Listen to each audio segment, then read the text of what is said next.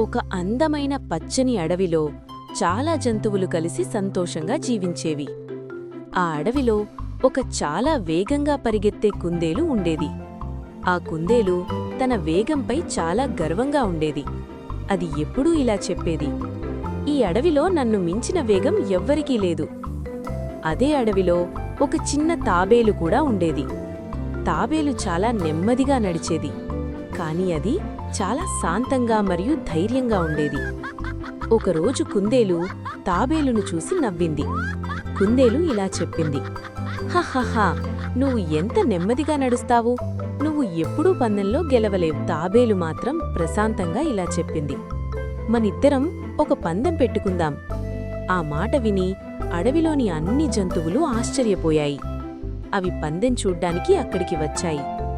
నక్క పందెం ప్రారంభించింది. సిద్ధం, ప్రారంభం. కుందేలు చాలా వేగంగా పరిగెత్తింది. కొన్ని సెకండ్లలోనే అది చాలా ముందుకు వెళ్ళింది. తాబేలు మాత్రం నెమ్మదిగా నడుస్తూనే ఉంది. ఒక్కో అడుగు వేసుకుంటూ ముందుకు సాగింది. కుందేలు వెనక్కి చూసింది. తాబేలు చాలా దూరంలో ఉంది. అప్పుడు కుందేలు ఇలా అనుకుంది, తాబేలు చాలా నెమ్మదిగా వస్తుంది, నేను కొంచెం విశ్రాంతి తీసుకుంటాను అని చెట్టు కింద పడుకుని నిద్రపోయింది. తాబేలు మాత్రం ఆగకుండా నడుస్తూనే ఉంది. నెమ్మదిగా కాని ధైర్యంగా అది ముందుకు ముందుకు సాగుతూనే ఉంది. అలా నడుస్తూ తాబేలు కుందేలును దాటింది.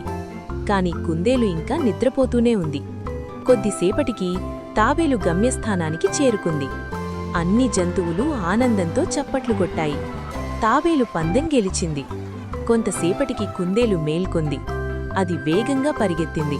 కాని అప్పటికే చాలా ఆలస్యమైపోయింది. తాబేలు చిరునవ్వుతో ఇలా చెప్పింది, "నెమ్మదిగా అయినా నిరంతరం ప్రయత్నిస్తే విజయం ఖచ్చితంగా వస్తుంది." ఇంకా ఇలాంటి మంచి కథలు చూడాలంటే మా ఛానల్ను సబ్స్క్రైబ్ చేయండి.